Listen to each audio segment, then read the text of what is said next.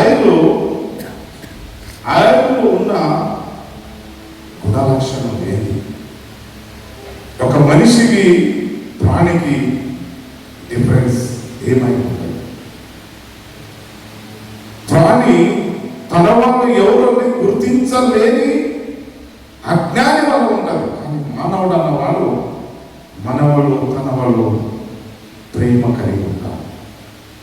There is a lot of difference between men and animals. ఈరోజు మనం చూస్తున్నాము, మరి అభిషేక ఆయులు మన జీవితంలో నిజంగానే మన శరీరమును పవిత్రంగా చేస్తుందా? మన శరీరంలో ఉన్న రోగమును తీసివేస్తుందా? ఈ ఆయిల్ పెట్టుకున్నప్పుడు మా ముఖము షైనింగ్గా ఉంటుందా? ఆయిల్ ఎందుకు పెట్టుకుంటాము? ఇప్పుడు నాకు ఎంటికలు కొన్ని ఉన్నాయి, కానీ ఈ కొన్ని ఎంటికలు కూడా నేను ఎంటికలు వేయాలి. నేను ఆయిల్ పెట్టుకుంటే ఏమైతుంది? ఉన్న ఎంటికలు కూడా కాపాడుకుంటున్నాము అని లెక్క. ఆయిల్ ఏం చేస్తుందంటే మన శరీరంలో మనం ఏం చేస్తుందంటే అది రోగము కూడా నాశనం చేస్తుంది. మరి దేవుడు వాక్యం 4 రకాలు మరి అభిషేక అనాయింటింగ్ ఆయిల్ విషయాలు మనం చూసుకున్నాం. మొదటిగా కీర్తనలో, సమయం లేదు కాబట్టి చాలా ఫాస్ట్గా ముందుకెళ్తాం. కీర్తనలో 2:23-5 కీర్తనలో ప్రతి ఒక్కరికి తెలుసు. 23వ కీర్తన 5వ వచనం. నా శత్రువులు, చదువు బ్రదర్, ఎవరు చదువుతారా? నా శత్రువుల ఎదుట నీవు నాకు భోజనము సిద్ధపరచుదువు, నూనెతో నా తల అంటి ఉన్నావు, నా గిన్నె నిండి పొందుచున్నది. దేవుని నామమునకు స్తోత్రం కలుగుగాక. ఇక్కడ మనం 3 అంశాల గురించి మనం చూస్తున్నాము. ముఖ్యంగా నా శత్రువుల ఎదుట నీవు నాకు భోజనము సిద్ధపరిచెదవు. మరి శత్రువులు ఎవరు ఉంటున్నాం? మన జీవితంలో అనేక మంది, మన పక్క ఉన్నవాళ్ళు, మన బంధువులు. మనం ఎదిగినప్పుడు వాళ్ళు మిమ్మల్ని చూసి నిన్ను ఏదో ఒక ఇరుకాటలో పెట్టాలి అని ప్రతి ఒక్క మానవ జీవితంలో వాళ్ళ మరణాలలో ప్రతి ఒక్కరికి ఒక ఈర్ష్య, ప్రతి ఒక్కరికి ఒక అసూయ, ఆ గుణలక్షణాలు ఉంటాయి. సోదరు, ఎవరు యేసునితో సహవాసం కలిగి ఉంటారో, ఎవరు తన యేసు ప్రేమ తెలిసి ఉంటారో వారికి అటువంటి గుణలక్షణాలు ఉండవు. ఎందుకు ఉండవు? కారణం ఒకటి, వారి తమ భారము మొత్తము ఆయన మీద వేస్తారు. కానీ ఇతరులు వాళ్ళు ఆయన మీద వేయరు. ఎందుకంటే అనేక దేవతలు, దేవుడు వారికి ఉన్నారు కాబట్టి ఒక్కొక్క దేవతలకి అనేక లక్షణం ఉంటాయి. కానీ మన యేసు ప్రభుకి ఒకటే లక్షణము. ఆ లక్షణం ఏంటంటే ఆయనకు క్షమించే గుణం ఉంటుంది. ఆయన పాపం చేశారు, తప్పు చేశారంటే వారిని క్షమిస్తాడు. అందుకే ఎప్పుడు నీవు క్షమిస్తావో ఆ క్షమాపణ పొందిన వాడు ఒకరోజు ఏమైతాడంటే నీ సన్నిధికి వచ్చి, అయ్యా నేను ఇంత తప్పు చేస్తే కూడా నీవు క్షమించినావు, అందుకోసం ఆయన నీ గురించి 10 మందికి చెప్పుకుంటాడు. ఇతను మంచివాడు, ఈ కుటుంబము మంచి కుటుంబము. ఎందుకంటే నేను ఎన్నో విషయాలు వారికి అగెనెస్ట్ గా నేను వారి మీద నిందలు వేసినాను, కానీ ఆ మనిషి అటువంటి కాదు అని సమాజంలో పేదల్లో చెప్పుకుంటారు. అప్పుడు ఏం చేస్తారు? 10 మందికి నామం, ఎప్పుడు నీ నామము మంచిది అన్నప్పుడు అప్పుడు మీ పేరేమైందంటే మంచిగా వెలుగు లెక్క వస్తుంది. అప్పుడు నీకు సహాయం చేసే వాళ్ళు కూడా ముందుకు వస్తారు. సోదరు, ఈరోజు మరి దావీదు కీర్తనలు, మరి దావీదు ఈజీగా రోజు ఎదగడానికి కారణం ఏంది? ఆయన గొర్రె కాపులను కాసి వాడు ఇంత ఫాస్ట్గా ఎదగడానికి కారణం ఒకటి, ఆయన దేవునితో సన్నిధిలో దేవునితో నడిచాడు.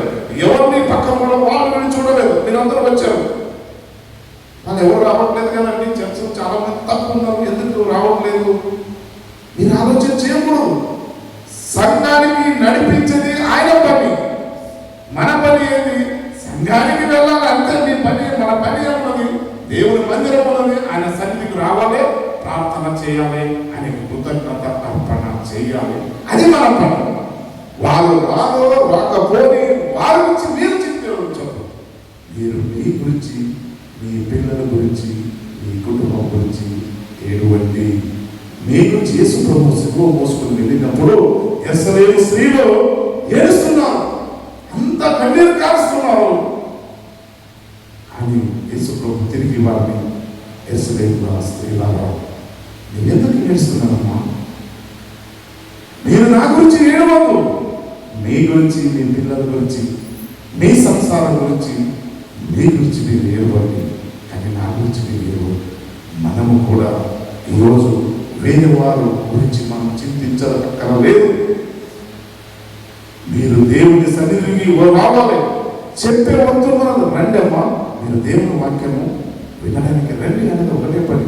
మీరు వస్తారా రారా అనుకుని మనం వారికి అడగడానికి మనకి ఎలాంటి హక్కు లేదు సహోదర సహోదరి. అందుకోసమే చాలా సంఘంలో రండి రండి రండి, కోలా సంఘం అంతా నిండిపోయింది, అందరూ పారిపోతాం. ఎవరు నిలబడరా? వస్తారు, పారిపోతాం. నిజమైన 10 మంది ఉంటే కూడా వారే నిజమైన దేవుడి పిల్లలు, వారే అభిషేకించబడిన పిల్లలు, వారే ఆయన రక్తంలో కడగబడిన వారు. వారికే దేవుడు అనాయింటింగ్ ఇస్తాడు. వారికి ఆయన నూనెతోని వారు గిన్నెలను నింపుతాడు. సోదరు, మరి మీ కుటుంబంలో, మా కుటుంబంలో మరి యేసు ప్రభు మీ కుటుంబం ఆశీర్వదించబడాలి, మీ గిన్నె నిండిపడాలి అంటే మీరు ఫాలో చేసేసుకోవాలి. ఈరోజు వాక్యంలో మనం చూస్తున్నాము. మొదటిగా మత్తాయి, మరి సమయం లాస్ట్ చెప్తున్న సమయం మత్తాయి 6, మత్తాయి 10:36. ఒక మనిషిని ఇంటి వారి అతనికి శత్రువులాగదు. ఒక మనిషి తన ఇంటి వారే తనకి శత్రువు ఆయన సోదరు. ఒక రోజు వస్తుంది, ఆ రోజులో మీ ఇంటి వారే మీకు శత్రువుగా చూస్తారు. ఎందుకు శత్రువుగా చూస్తారంటే, అందుకే దేవుడు యేసు ప్రభువు ఏ ఏరియాలో ఆయన జన్మించాడో ఆ ఏరియాలో ఆయన విలువ లేదు. మనం ఏ ఏరియా ఉంటామో మనకి విలువ ఉండదు. అందుకోసమే, ఎందుకంటే నీకు ఆ చుట్టుపక్కల నీ కుటుంబం అనేక మంది నేను ఎదిగితే నీకు శత్రువులు అవుతారు. అందుకే వాక్యంలో చెప్పింది 100% నిజంగా ఉంటారు, నీ వారే నీకు శత్రువులు అవుతారు. అందుకే సోదరు ఎప్పుడు కూడా మీ కళ్ళు 4 దిక్కులు ఉండాలని మీరు గ్రహించాలి. నేను ఎప్పుడు కూడా అదే చెప్తున్నా, మీరు 4 దిక్కులు మీ కళ్ళు ఉండాలి. ఎంతో చెప్తున్నారు, అయ్యా నీ ముందుకు వెళ్తే 2 కళ్ళు ముందుకు ఉంటారా, వెనక కూడా నీవు ఇంకా 2 కళ్ళు ఉండాలంటారు పెద్దలు. ఎందుకు అంటున్నారు? మీకు జాగ్రత్త గురించి చెప్తున్నారు. మమ్మల్ని ఎవరు చూస్తా లేదని పెళ్లి పాలు తాగిందాక మీ జీవితం ఉండకూడదు. సోదరు పై ఉన్న వాళ్ళని మనం చూస్తున్నారు 24 hours. అందుకోసమే ఈరోజు వాక్యము మనకు సెలవిస్తుంది, మరి ఒక మనిషిని ఇంటి వారే అతనికి శత్రువు. అపోస్తల కార్యం మరి 10:38 మనం చూస్తున్నాం. 10:38 అదేమనగా దేవుడు నజరేయుడైన యేసును పరిశుద్ధాత్మతోనూ శక్తితోనూ అభిషేకించును. దేవుడు ఆయనకి తోడై ఉంటాడు కనుక ఆయన మేలు చేయొచ్చు, అపవాది చేత పీడింపబడిన వారందరినీ స్వస్థపరచు సంచరించుచుండెను. ఇప్పుడు దేవుడు పరిశుద్ధాత్మ ఆయన మీద వచ్చిన తర్వాత 3.5 సంవత్సరాలు ఆయన సేవలు చేశాడు. మన జీవితంలో మనం 3.5 సంవత్సరాలు కాదు, 30 సంవత్సరాలు చేస్తా ఉంటే కూడా యథారాజు తథా శిష్యుడు. ఎందుకు మనం అభివృద్ధి పొందలేదు? కారణం ఒకటి, నిజమైన గోలు మాకు లేదు. మనం నిజంగా దేవుని మీద ఆదుకొని నడుస్తలేము. అందుకే మన జీవితంలో అద్భుత కార్యాలు జరుగుతలేదు. మన గురి, మన ఆలోచన, మన తలంపు ఆయన మీద మీరు పెట్టి నడవండి, తప్పకుండా దేవుడు దీవిస్తాడు. మరి 3.5 సంవత్సరాలు అనేక మందికి స్వస్థపరిచాడు, సరిపోయిన లేపాడు, రోగులను స్వస్థపరిచాడు, అనేక అద్భుత కార్యాలు చేశాడు. మరి దేవుడు ఏమంటాడు? నాకిన మీరు ఎక్కువగా చేస్తారు అని దేవుడు వాక్యం చేస్తారు. అందుకే నా ఆత్మ మీ మీద వచ్చినప్పుడు మీరు శక్తిಯನ್ನು పొందగలరు. ఆ శక్తి పొందాలంటే ఏం చేయాలి? మీరు ఆయనలో లీనమైనప్పుడే ఆయన ఆత్మ మీ మీద వస్తాడు. ఆయన ఆత్మ పొందాలంటే అంత ఈజీ కాదు.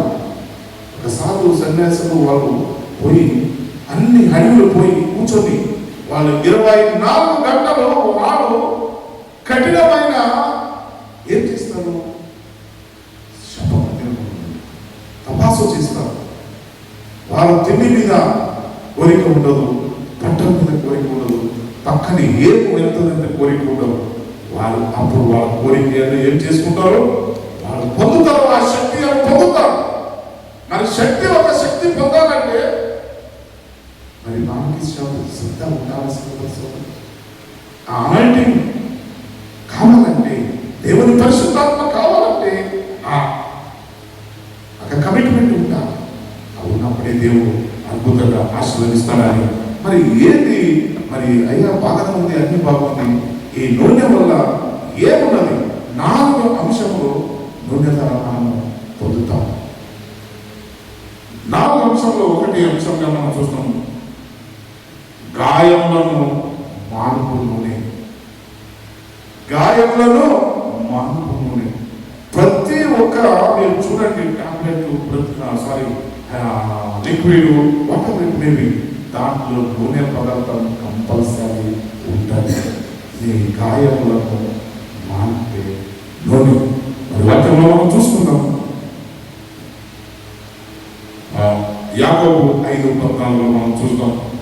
మీలో యాకోబు 5:14 మీలో చదువు బ్రదర్. యాకోబు 5:14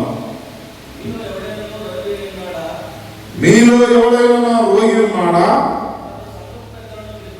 అతడు సంఘపు పెద్దలను పిలిపించుకోలేను. వారు ప్రభు నామమున నూనెను రాసి అతని కొరకు ప్రార్థన చేయవలెను.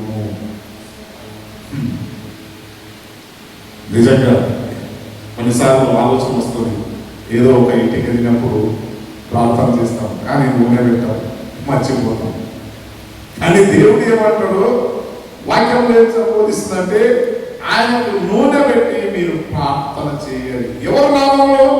ఏ నామంలో కూడా అది జరగదు, కానీ యేసు నామంలో మీరు నూనె పెట్టి ప్రార్థన చేయాలి. మరి ఎవరు వచ్చి ప్రార్థన చేయాలి? పెద్దలంటే చాలా మందిగా అది ఆలోచన ఎలా ఉంటుందంటే, పెద్దలంటే సంఘ సేవకుడు. మీకు కాపరి ఉన్న ఆ మనిషికి పెద్ద మనిషి ఉంటారు. సంఘంలో ఉన్న వాళ్ళు పాస్టర్లు లేని పక్షాలు సంఘంలో ఉన్న పెద్దవాళ్ళు నూనె పెట్టి ప్రార్థన చేయాలి. మరి మీ కుటుంబంలో కూడా మీ పిల్లలకి ఎమర్జెన్సీ ఏదైనా ఉంటే అయ్యగారితో నూనె తీసుకుని వెళ్ళి ప్రార్థన చేసుకునేది, ఆ నూనె పెట్టి అనేక అద్భుత కార్యాలు జరుగుతాయి సోదరు. కానీ నూనె మీరు బిజినెస్ గా చేయవద్దని మనం చేస్తున్నాం.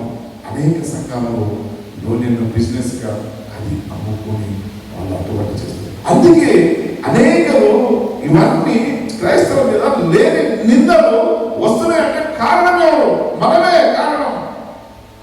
నూనె ఉన్నప్పుడు నూనె నీవు ఫ్రీగా, ఏది కూడా నీవు ఫ్రీ ఇస్తే వాళ్ళు సంతోషిస్తావు. నీకు దేవుడు ఆశీర్వదించాడు కాబట్టి నీవు ఫ్రీ. ఆ ఫ్రీ నూనె కూడా అమ్ముతే అందరూ ఏమనుకుంటారు? ఇది కూడా బిజినెస్ చేస్తారని ఆయన నామం వాళ్ళు అపకీర్తి చేస్తారు. సోదరు, ముందు నీ కుటుంబము సరిదిద్దుకోవాలి, నీ సంఘము సరిదిద్దుకోవాలి, తర్వాత మనం ఇతరులకి చెప్పాలి. సోదరు, ఈరోజు దేవుడు మాట్లాడుతున్నాడు. నూనె అనేది నీకు రోగం 4 అంశాలు ఉన్నాయి కాబట్టి నేను తొందరగా కంప్లీట్ చేయడానికి ప్రయత్నం చేస్తున్నాను. మరి రెండవదాగి మనం చూస్తున్నాం, అది మార్క్ చాప్టర్ 6:13.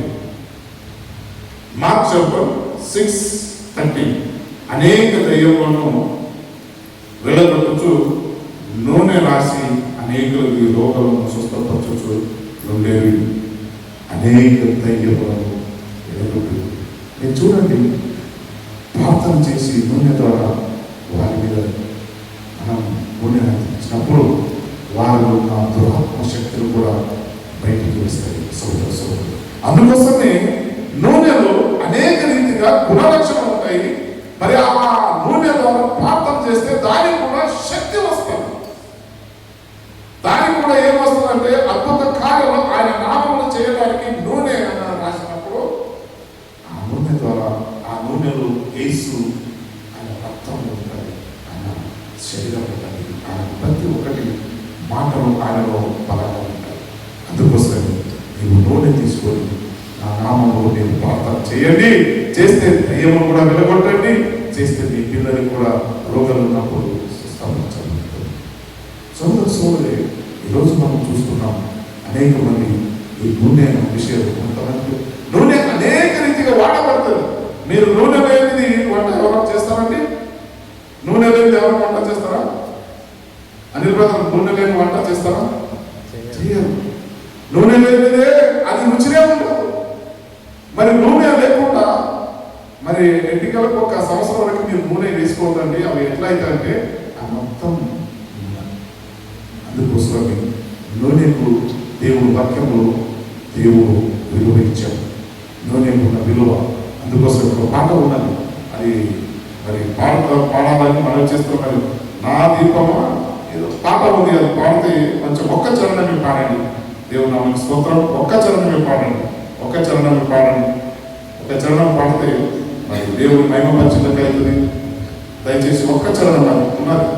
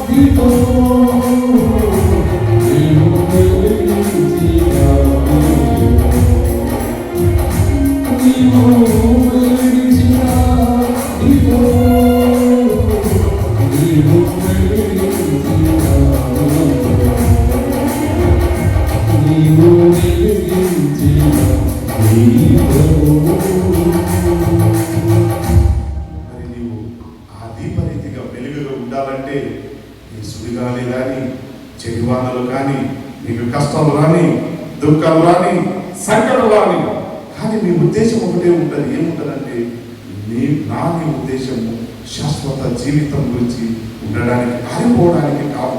మన జీవితము ఈ లోకంలో కొన్ని రోజే అని మనకి సత్యము తెలుసు కాబట్టి మనము ఎప్పుడు కూడా నిత్య జీవం గురించి ఆలోచన చేస్తాం. సోదరుడు, అనేక మందికి ఈ నిత్య జీవం గురించి చెప్తే మీరేం చూసావా? నిత్య జీవము యాదవనదయ్యా, ఇక్కడే సుఖిస్తాము, తిందాము, తాగుదాము, చచ్చిపోదాము అని వారి ఈ లోకస్తులు వాళ్ళు ఇదే చింతలో ఉంటారు తప్ప మరి యేసు ప్రభు నమ్మిన వారికి ఈ లోక చింత ఉండదు. ఈ లోకంలో మనకి దేవుడు బతికించాడు, ఆయన కృప వల్ల మనం జీవిస్తున్నాము. ఈ లోకంలో ఆయన పుట్టించాడు, ఆయన ఎన్ని రోజులు మనం ఉండాలని ఆయన అరచేతులు చెప్పుకున్నాడు. నీవు ఇన్ని రోజులు ఉండాలి అనేది ఆయన కృప, ఆయన చింతమే. అందుకోసం మనం ఆ లోక చింత గురించి చింతించాలి, ఏ లోక గురించి నేను చింతించొద్దు.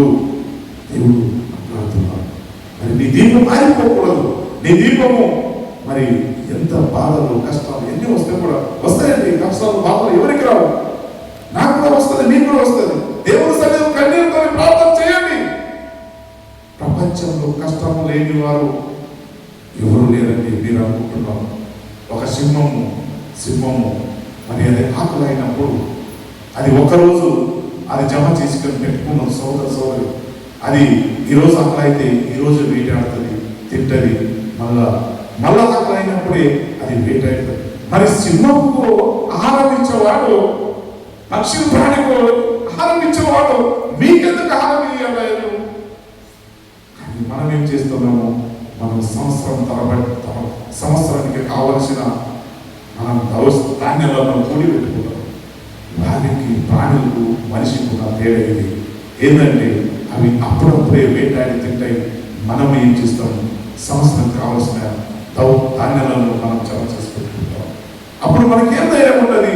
అవి దేవునికి అడుగుతుంటాయి. పక్షులు అన్ని మార్నింగ్ లేవగానే అవి దేవుని సన్నిధిలో మొరపెట్టుకుంటున్నాయి. ఏమని? దేవా, నాకు ఈ రోజు ఏం చేస్తున్నావు? నీ పొద్దున రాత్రంతా నాకు ఏమి దొరకలేదు, మరి రేపు నాకు ఏం కావాలి అని అవి దేవునికి ప్రార్థన చేస్తుంటాయి.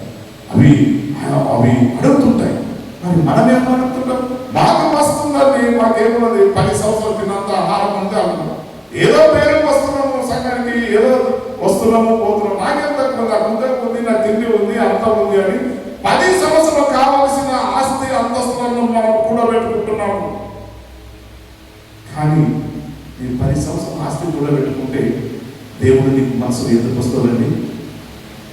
ఆకులు ఉన్నవాడికి భోజనం విలువ తెలుసు, ఆకులు లేని వాడికి భోజనం విలువ ఎలా తెలుస్తుంది? సోదరి ఈరోజు కూడా దేవుడు మాట్లాడుతున్నాడు. ఈరోజు మిమ్మల్ని ఈ మందిరాన్ని నడిపేయాలంటే ఆయన ఉద్దేశం ఉంది. మీరు వాక్యం వినాలి. ఈ వాక్యం విన్నప్పుడు మీరు మార్పు చెందాలి. మీ జీవితంలో దేవుడికి ప్రతిరోజు ఆయన సన్నిధిలో వచ్చి ప్రవర్తన చేయాలి, ఆయన కృతజ్ఞత స్థితి చెల్లించాలి అనేది ఆయన ఉద్దేశం ఉంది. ప్రాణి పక్షులు కూడా అవి దేవుడి సన్నిధిలో ప్రార్థన చేస్తాయి. మీరు 4 గంటలకు 5 గంటలకు మీరు చూడండి, అడవి అరణ్యంలో మీరు ఎప్పుడైనా వెళ్ళినప్పుడు చూడండి, పక్షులు కక్కకొని ఎన్నో రీతిగా పక్షులు పాటలు పాడుతుంటాయి. అవి పాడుతుంటాయి. ఎందుకు? నాకు ఈ దినము మాకు గిఫ్ట్ కింద ఇచ్చిన దేవా నీకే వందనాలయ్యా అని అవి మనకి ముందే అవి లేస్తాయి. కానీ అవి లేస్తే ఏమైనా కూడగట్టుతాయా? అవి కూడగట్టుకో. అవి తిన్నది ఆ రోజు దేవుడు నాకు ఇస్తే చాలు అని అదే రోజుకి ఇంకా ఆలోచన చేస్తే, మనమైతే నేను ఉండాలి, నా పిల్లలకి 100 సంవత్సరాలు కావాలి, నా మనమాడకి ఇంకా 100 సంవత్సరాలు కావాలి. దేవుని వదిలేస్తాము. లోకం గురించి మనం చింతించే వారు ఉన్నాము. సోదరు ఈరోజు దేవుడు మీతోని నాతోని మాట్లాడుతున్నాడు. మరి నీవు బుద్ధి గల కనికలో ఉంటావా? బుద్ధి లేని కనికలో ఉంటావా? ఈరోజు మీతోని మాతోని మాట్లాడుతున్నాడు. 10 మంది స్త్రీలు మరి దేవుడు వస్తాడు అని వారు సిద్ధపాటు కలిగి ఉన్నారు. మీకు అందరికీ తెలిసిన విషయం. సిద్ధపాటు కలిగి ఉన్నప్పుడు కొంతమంది కేవల స్వభావం ఉంటాయి. మన జీవితంలో కూడా అనేక సార్లు కేవల స్వభావం మమ్మల్ని ఉంచుతుంది. అందుకోసమే మనం ఎప్పుడు కూడా జాగ్రత్తగా ఉండాలి. రెప్పపాటులో నేను వస్తాను, ఐ విల్ కమింగ్ సూన్ అంటున్నాడు. ఇవన్నీ జరుగుతూ ఉంటాయి. అందుకే మీరు బీ రెడీ, బీ కేర్ఫుల్. దేవుడి సన్నిధిలో మీరు ఆయనతో మాట్లాడతారు. ఆ 10 మంది స్త్రీలు వారు నూనె పెట్టుకున్నారు. 10 మంది స్త్రీలు నూనె పెట్టుకున్నారు. దాంట్లో 5 మంది స్త్రీలు నూనెము కొంచెం సేపు ఆగిపోయింది. కానీ ఇంకా 5 మంది స్త్రీలు వాళ్ళు ఈ దినకి ఎంత కావాలి, ఈరోజు నైట్ అంతా ఎంత కావాలి అని వారు ముందే ఆలోచన చేసి బుద్ధి ఉన్న స్త్రీ ఏం చేశారంటే వారు 5 మంది దాచిపెట్టుకున్నారు. మొదలింగను వస్తున్నాడు అని అనౌన్స్మెంట్ అవుతుంది. వీరి దగ్గర ఆయన వస్తున్నప్పుడు ఆ దీపం వాళ్ళ దగ్గర ఉన్న నూనె అంతా ఆగిపోయింది. వాళ్ళ దీపము ఆగిపోయింది. వీరి దీపము వెలుగుతుంది. మీరు వెలుగు దీపంలో ఉంటున్నారా లేదా ఆగిపోయిన దీపంగా మీ జీవితం ఉంటుంది? సోదరి చాలా మంది జీవితంలో ఎలా ఉంటారంటే ఏదో ఉంటున్నాము, ఏదో వస్తున్నాము, ఏదో సంఘానికి వస్తున్నాము, మాట్లాడుతున్నాము, ఏదో నడుస్తుంది అని అనొద్దు. ఈరోజు దేవుడు మీతో మాట్లాడుతున్నాడు. మీరు ఆగిపోయిన జీవితంలో మంటలో ఆరిపోకూడదు. మీరు వెలుగుగా ఉండాలి. ఈ లోకానికి మీరు వెలుగుగా ఉండాలి. కష్టాలు వస్తాయి, మీ మీద నింద వస్తాయి, మీ మీద బాధలు వస్తాయి. అనేక మంది మిమ్మల్ని నా నామములో మిమ్మల్ని వారు తిడతారు అంటారు. నేను నా నామము మీరు చెప్పొద్దు అంటారు. అయితే కూడా నేను మీకు తోడుగా ఉన్నాను. మీరే కూడా భయపడదు. దీపమును ఆరించేవాడు నీవే, నిన్ను మీ దీపమును వెలిగించేవాడు నీదే. మీరెందుకయ్యా భయపడతారు? ఎవరు ఏం చేస్తారు? ఎవరు ఏం చేయరు. నేను నీకు తోడు ఉంటాను. మీకు ఎందుకయ్యా భయం? అందుకోసం దీపము వెలిగించేవాడు. ఆ 5 మంది బుద్ధి అంతేరు ఆ మధురంగా వచ్చినప్పుడు ఆయనతో పాటు లోపలికి వెళ్ళిపోయారు. కానీ ఈ 5 మంది బుద్ధి లేని వారు బయట మార్కెట్ వెళ్ళి కొనడానికి నూనె రాత్రి ఎప్పుడు 12 గంటలకి నూనె ఎక్కడైనా దొరుకుతుందండి? దొరుకుతుందా? ఇక్కడ దొరకదు. ఏమైతుంది? అదే దీపం ఉన్నప్పుడే ఏం చేసుకోవాలి? నీ కుటుంబంలో చక్కగా పెట్టుకో. నీ దగ్గర ఉన్నప్పుడు జాగ్రత్త పడు. అనేకసారి జరుగుతాయి. జరిగినప్పుడు నేను ఆలోచన చేయాలి అని ఈరోజు దేవుడు మిమ్మల్ని హెచ్చరిస్తున్నాడు. సోదరి దేవుడు మీతోనే నాతోనే మాట్లాడుతున్నాం. రెండోదాన్ని మనం చూస్తున్నాం. మరి ఎందుకంటే టైం సమయం అవుతుంది. 3వ వచనంకి వచ్చేస్తాం. 3వ టాపిక్ వచ్చేస్తున్నాం. అద్భుతములను చేయును. 2 రాజులు 4:2 వచనం. 2 రాజులు 4:2 వచనం. ఎలీషా, నా వలన నీకేమి కావాలను? నీ ఇంట్లో ఏమున్నది అది నాకు తెలియచెప్పమని. అందుకు ఆమె, నీ దాసులైన నా ఇంట్లో నూనె కుండ ఒకటి ఉన్నది, అది తప్ప మరియు ఏది లేదు. సోదరు ఈరోజు దేవుడు నీతో మాట్లాడతాము. ఎలీషా ప్రభాని మరి ఆ స్త్రీ అడుగుతున్నాడు.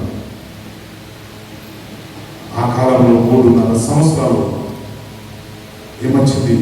కరువు వచ్చినప్పుడు మరి కేరెత్ వాటి దగ్గర ఒక స్త్రీ ఉన్నది. ఆమె దగ్గర, నీవు ఉండడానికి నేను అన్ని ఏర్పాటు చేసినాను. నీకు ఏ సమయంలో నీకు ఏది కావాలో అవన్నీ నేను నీ కాకి ద్వారా అవన్నీ అనుభవించాను. కొన్ని రోజు తర్వాత అదంతా అయిపోయింది. అదంతా అయిన తర్వాత ఆమె ఎలీషా ఇంకొక స్త్రీని ఏర్పాటు చేశారు. ఆమె దగ్గర వెళ్తారు. షార్ట్కట్గా చెప్తున్నాను. వెళ్ళినప్పుడు నా దగ్గర అప్పం తప్ప అది ఏమీ లేదు. గుడ్డలో కొంచెం నూనె ఉన్నది. మనం కూడా కొన్నిసార్లు ఏమవుతున్నాం? ఎవరైనా దైవ సేవలు ఎవరైనా వచ్చారు అనుకోండి, మా ఫ్యామిలీ మెంబర్, మన ఇంట్లో ఏం లేదా, ఏం లేదు, జమ చేసి వెళ్ళిపోయి తొందరగా వెళ్తాను, అటువంటి ఆలోచన కలిగి ఉంటారు.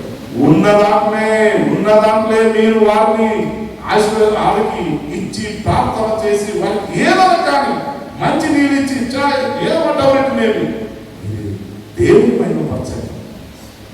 ఆమె ఏం చేసిందంటే, నా దగ్గర ఉన్నది ఫ్యాక్ట్ చెప్పేసింది. నా దగ్గర ఇదే నూనె ఉంది, నా దగ్గర ఇదే అప్పం ఉందయ్యా, దీనికి తప్ప నా దగ్గర ఏమీ లేదు అన్నది. వాస్తవంగా ఏమీ లేదు. అది తిని మేము నా కొడుకు నేను చావాల్సిందే. మరి ఈ కాలం మనకి అటువంటి పరిస్థితి ఉందా? అయ్యా, మనకి అటువంటి పరిస్థితి ఉందా? ఇది కృపాకాలం. ఇది ఏ కాలము? కృపాకాలం. ఈ కృపాకాలంలో కడుపు నిండా దేవుడు భోజనం ఇస్తున్నాడు. నీకు కావలసిన డ్రెస్సులు ఇస్తున్నాడు, నీకు వెహికల్ ఇస్తున్నాడు, నీవు తిరగడానికి ఏది కావాలని ఇస్తున్నాడు, మంచి బిల్డింగ్ ఇస్తున్నాడు. అందుకే ఇది కృపాకాలం. అయ్యా, ఈ కృపాకాలంలో నీవు మారలేకపోతే, ఈ కృపాకాలంలో మీరు నిద్రలో ఉంటే దేవుడు వచ్చి పిలుస్తాడు మిమ్మల్ని. అయ్యా, నేను ఇంకా నిద్రపోతున్నావు, నువ్వు ఇంకా కృపాకాలంలో కూడా నేను నిద్రపోతావు. కఠిన కాలం వస్తుంది, అప్పుడు ఏం చేస్తావు?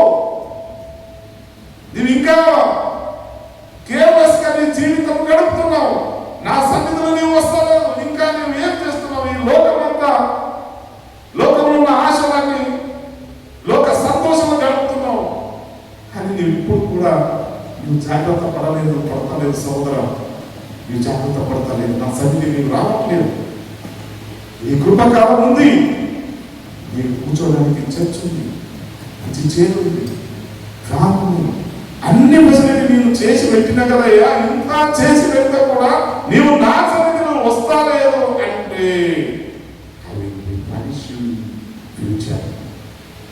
నీవు పరలోక నిత్య జీవము నీవు నా సన్నిధికంటే నీకు ఇవన్నీ తయారు చేస్తే ఈడనే నా దగ్గరికి రాలేకపోతే నీవు పరలోకము ఏం ఆశిస్తావయ్యా? నీ దగ్గర ఏమన్నదంటే ఆశిస్తావు పరలోకము? సోదర సోదరి, ఈ లోకంలో నీవు చక్కగా లేదు, ఈ లోకంలో నీవు నీతిగా లేదు, ఈ లోకంలో నా సన్నిధికి నీవు రావట్లేదు, ఈ లోకంలో మరి నా గురించి ఒక మనిషి కదా నీవు నా నామము చెప్తాను. నీవు ఆశిస్తావు, ఏం ఆశిస్తావు? ఆ తల్లి ఏం ఆశిస్తుంది? నా ఎడకు పొలకు నా ఇద్దరు కుమారులు నీ రాజ్యంలో కూర్చోబెట్టుకో. అతనే ఉంటుంది మన కథ. మన జీవితంలో కూడా మనం ఏం ఆశిస్తామో, ఇంత చేస్తే చాలు, దేవుడు మమ్మల్ని దీవిస్తాడు, మమ్మల్ని ఆశీర్వదిస్తాడు. దేవుడు కొన్ని రోజులు మిమ్మల్ని దీవిస్తాడు, పరీక్షిస్తాడు, సడన్ గా దెబ్బ పడతాడు. దెబ్బ కొట్టినప్పుడు మీరు కింద మీద కింద మీద. ఇప్పుడు చేప ఇట్లా వాటర్ నుంచి బయటపడినప్పుడు ఎలా కొట్టుకుంటుంది? గిల్ల గిల్ల గిల్ల గిల్ల గిల్ల గిల్ల కొట్టుకుంటారు. వచ్చినప్పుడు అందరూ బాగా ఉంటాం, అన్ని సౌలతున్నప్పుడు అన్ని బాగా ఉంటాయి. ఎప్పుడు చేప బయట నీరు నుంచి బయటపడదు, అది అంటది అంతా బాగానే ఉంది, సముద్రంలో నీరు నాకు బాగానే ఉంది. ఎప్పుడు ఆ నీళ్ళు ఎండడానికి బయట పడింది అనుకో, అప్పుడు చేపలు కొట్టుకోవాలంటే పరిస్థితి వస్తుంది. సోదర సోదరు, నీ జీవితంలో కూడా ఇటువంటి సిచ్యువేషన్ జరుగుతాయి, జరగబోవచ్చు. అందుకోసం దేవుడు ఈరోజు మాట్లాడుతున్నాడు. అద్భుతములు చేయలోనే నీ జీవితంలో అద్భుతం కావాలంటే నీవు దేవుని సన్నిధిలో వెలుగుగా ఉండాలి అన్నది దేవుని వాక్యంలో సెలవిస్తుంది. మరి అభిషేక నూనె 3-4 దగ్గర ఇంకా సింబల్ వచ్చేసి నాకు టైం అవుతుందని అభిషేక నూనె ఇంకా 5 నిమిషాలు బిఫోర్ అభిషేక నూనె కీర్తనలో 133 2వ వచనం, అది తల మీద పోయబడి ఆరోను గడ్డం మీదుగా కారి అతను అంగిలు అంచు వరకు దిగిజారిన పరిమళ తైలము వల్లే రెండేను. ఎప్పుడు దేవుడు ఆరోన్ని అభిషేకించాడు. సోదర సోదరి, మరి 2వ వచనం చూద్దాం. 1 సాముయేలు 6:13 1 సాముయేలు 16-13 త్వరగా. సమూయేలు అభిషేకపు గిన్నెను తీసుకొని దావీదును అతని సోదరుల మధ్య అభిషేకించను. ఆనాటి నుండి యెహోవా ఆత్మ దావీదు మీద దిగి వచ్చను. ఎప్పుడు నీ మీద దేవుని ఆత్మ దిగి వచ్చిందంటే, ఈ రోజు దావీదు సౌలు అతనికి ఏం చేశాడంటే, సమూయేలు దావీదుని అభిషేకించాడు. దావీదులో వాళ్ళంతా 12 మంది ఉంటే కూడా దావీదుని దావీదుని ఆయన అభిషేకించాడు. ఏ రోజు ఆ నూనె ద్వారా అభిషేకించాడు, అప్పుడు దేవుని ఆత్మ ఆయన మీద దిగి వచ్చింది. సోదర సోదరు, మరి మనం కూడా లాస్ట్ టైం మరి అనాయింటింగ్, ఏ రోజు దేవుడు మా మీద ఆ అనాయింటింగ్ ఆయిల్ వచ్చింది, ఆ రోజు నుంచి దేవుడు ఆత్మ మా మీద కూడా వచ్చింది, మనందరి మీద వస్తుంది.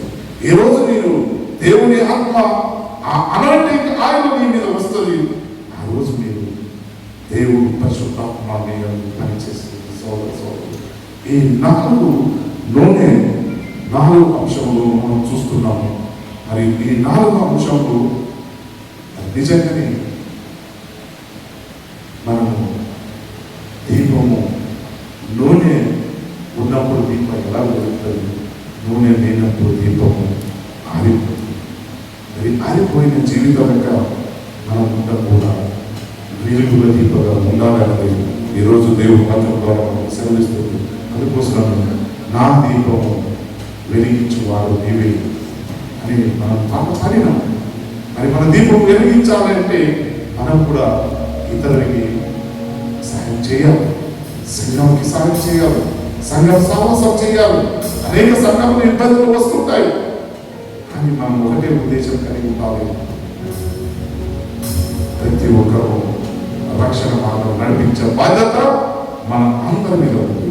దేవుడు ఈ వాక్యమును దీవించి ఆశీర్వదించుగాక. పరిశుద్ధుల స్తోత్రములు చెల్లిస్తున్నాం. ఈ 4 అంశాల గురించి ప్రభువా నువ్వు మాట్లాడినావు. మరి విన్న ప్రతి ఒక్కరూ నన్ను హృదయంలో మార్చండి ప్రభువా. వారు ఏ కోరికతో నీ సన్నిధికి వచ్చినావు, వారి కోరికని తీర్చమని ప్రార్థన చేస్తున్నావు. నువ్వు అనేక రీతిగా ప్రభువా, నూనె ద్వారా అద్భుత కాలంలో అనేక రీతిగా నూనె ద్వారా నువ్వు చూపించినావు ప్రభువా. నీ నామంలో శక్తి ఉంది, నీ నామంలో బలం ఉన్నది.